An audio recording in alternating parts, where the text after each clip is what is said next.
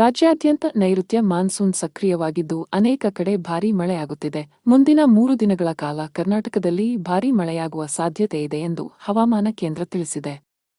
ಈಗಾಗಲೇ 3 ದಿನಗಳಿಂದ ಹಲವೆಡೆ ಮಳೆಯಾಗುತ್ತಿದ್ದರೆ, ಇಂದು ಹಲವು ಜಿಲ್ಲೆಗಳಲ್ಲಿ ಹಗುರದಿಂದ ಸಾಧಾರಣ ಮಳೆಯಾಗುವ ನಿರೀಕ್ಷೆಯಿದೆ.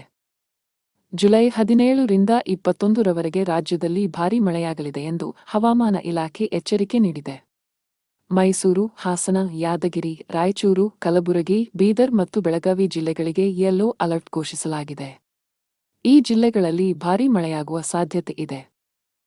ದಕ್ಷಿಣ ಕನ್ನಡ, ಉತ್ತರ ಕನ್ನಡ, ಉಡುಪಿ, ಶಿವಮೊಗ್ಗ ಮತ್ತು ಕೊಡಗು ಜಿಲ್ಲೆಗಳಲ್ಲಿಯೂ ಧಾರಾಕಾರ ಮಳೆ ಸುರಿಯಲಿದೆ. ಭಾರೀ ಮಳೆಯಿಂದ ತತ್ತರಿಸಿರುವ ರಾಜ್ಯದ ಕರಾವಳಿ ಭಾಗದಲ್ಲಿ ಮಳೆ ಮುಂದುವರಿಯುವ ಮುನ್ಸೂಚನೆಗಳಿವೆ. ಇಂದು ಕೂಡ ದಕ್ಷಿಣ ಕನ್ನಡ, ಉಡುಪಿ ಹಾಗೂ ಉತ್ತರ ಕನ್ನಡ ಜಿಲ್ಲೆಗಳಲ್ಲಿ ಭಾರೀ ಮಳೆಯಾಗುವ ಮುನ್ಸೂಚನೆಯಿರುವುದರಿಂದ ಹವಾಮಾನ ಇಲಾಖೆ ರೆಡ್ ಅಲರ್ಟ್ ಘೋಷಣೆ ಮಾಡಿದೆ. ಕರಾವಳಿ ಭಾಗದಲ್ಲಿ ಬಲವಾದ ಮೇಲೆ ಗಾಳಿಯೊಂದಿಗೆ ಅತ್ಯಧಿಕ ಪ್ರಮಾಣದ ಮಳೆಯಾಗಲಿದೆ ಎಂದು ಹವಾಮಾನ ಇಲಾಖೆ ಮುನ್ಸೂಚನೆ ತಿಳಿಸಿದೆ.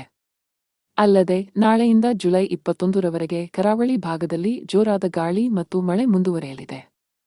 ಇಂದಿನಿಂದ ಜುಲೈ 21 ರವರೆಗೆ ದಕ್ಷಿಣ ಒಳನಾಡಿನ ಜಿಲ್ಲೆಗಳಲ್ಲೂ ಭಾರೀ ಮಳೆಯಾಗುವ ಹವಾಮಾನ ಮುನ್ಸೂಚನೆಗಳಿವೆ.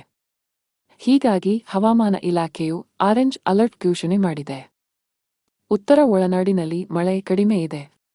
ಆದರೆ ಜುಲೈ 19 ರಿಂದ 3 ದಿನ ಭಾರೀ ಮಳೆಯಾಗುವ ಮುನ್ಸೂಚನೆಗಳಿವೆ. ಬಂಗಾಳ ಕೊಲ್ಲಿಯಲ್ಲಿ ವಾಯುಭಾರ ಕುಸಿತ ಹಾಗೂ ಅರಬ್ಬಿ ಸಮುದ್ರದಲ್ಲಿ ಟ್ರಫ್ ಉಂಟಾಗಿರುವ ಪರಿಣಾಮ ಮೋಡ ಕವಿದ ವಾತಾವರಣ ಕಂಡುಬರುತ್ತಿದ್ದು, ಕೆಲವೆಡೆ ಭಾರೀ ಮಳೆ ಹಾಗೂ ಮತ್ತೆ ಕೆಲವೆಡೆ ಹಗುರ ಇಲ್ಲವೇ ಸಾಧಾರಣ ಮಳೆಯಾಗುತ್ತಿದೆ ಎಂದು ಹವಾಮಾನ ತಜ್ಞರು ತಿಳಿಸಿದ್ದಾರೆ.